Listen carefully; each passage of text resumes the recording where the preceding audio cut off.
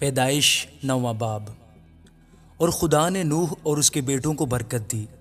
اور ان کو کہا کہ بارور ہو اور بڑھو اور زمین کو معمور کرو، اور زمین کے کل جانداروں اور ہوا کے کل پرندوں پر تمہاری دہشت اور تمہارا روب ہوگا، یہ اور تمام کیڑے جن سے زمین بھری پڑی ہے، اور سمندر کی کل مچھلیاں تمہارے ہاتھ میں کی گئیں، ہر چلتا پھرتا جاندار تمہارے کھانے کو ہوگا، ہری سبزی کی طرح میں نے سب کا سب تم کو دے دیا، مگر تم گوشت کے ساتھ خون کو جو اس کی جان ہے نہ کھانا، میں تمہارے خون کا بدلہ ضرور لوں گا، ہر جانور سے اس کا بدلہ لوں گا، آدمی کی جان کا بدلہ آدمی سے اور اس کے بھائی بند سے لوں گا، جو آدمی کا خون کرے اس کا خون آدمی سے ہوگا، کیونکہ خدا نے انسان کو اپنی صورت پر بنایا ہے، اور تم بارور ہو اور بڑھو اور زمین پر خوب اپنی نسل بڑھاؤ اور بہت زیادہ ہو جاؤ۔ اور خدا نے نوح اور اس کے بیٹوں سے کہا، دیکھو میں خود تم سے اور تمہاری بعد تمہاری نسل سے اور سب جانداروں سے جو تمہارے ساتھ ہیں، کیا پرندے، کیا چوپائے، کیا زمین کے جانور، یعنی زمین کے ان سب جانوروں کے بارے میں جو کشتی سے اترے، عہد کرتا ہوں۔ میں اس عہد کو تمہارے ساتھ قائم رکھوں گا کہ سب جاندار طوفان کے پانی سے پھر ہلاک نہ ہوں گے، اور نہ کبھی زمین کو تباہ کرنے کے لیے پھر طوفان آئے گا۔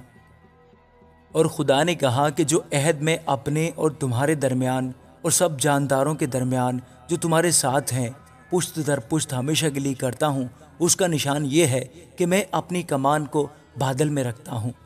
وہ میرے اور زمین کے درمیان عہد کا نشان ہوگی، اور ایسا ہوگا کہ جب میں زمین پر بادل لاؤں گا تو میری کمان بادل میں دکھائی دے گی، اور میں اپنے عہد کو جو میرے اور تمہارے اور ہر طرح کے جاندار کے درمیان ہے یاد کروں گا، اور تمام جانداروں کی ہلاکت کے لیے پانی کا طوفان پھر نہ ہوگا، اور کمان بادل میں ہوگی، اور میں اس پر نگاہ کروں گا تاکہ اس ابدی عہد کو یاد کروں جو خدا کے اور زمین کے سب طرح کے جاندار کے درمیان ہے۔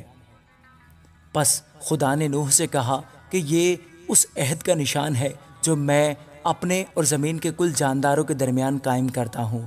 نوح کے بیٹے جو کشتی سے نکلے سم، حام اور یافت تھے، اور حام کنعان کا باپ تھا۔ یہی تینوں نوح کے بیٹے تھے، اور انہی کی نسل ساری زمین پر پھیلی۔ اور نوح کاشتکاری کرنے لگا، اور اس نے ایک انگور کا باغ لگایا، اور اس نے اس کی مے پی اور اسے نشہ آیا، اور وہ اپنے نشے میں برہنہ ہو گیا۔ اور کنعان کے باپ حام نے اپنے باپ کو برہنہ دیکھا اور اپنے دونوں بھائیوں کو باہر آ کر خبر دی۔ تب سم اور یافت نے ایک کپڑا لیا اور اسے اپنے کندھوں پر دھرا، اور پیچھے کو الٹے چل کر گئے اور اپنے باپ کی برہنگی ڈھانکی، سو ان کے منہ الٹی طرف تھے، اور انہوں نے اپنے باپ کی برہنگی نہ دیکھی۔ جب نوح اپنی مے کے نشہ سے ہوش میں آیا تو جو اس کے ساتھ چھوٹے بیٹے نے اس کے ساتھ کیا تھا اسے معلوم ہوا، اور اس نے کہا کہ کنعان ملعون ہو، وہ اپنے بھائیوں کے غلاموں کا غلام ہوگا۔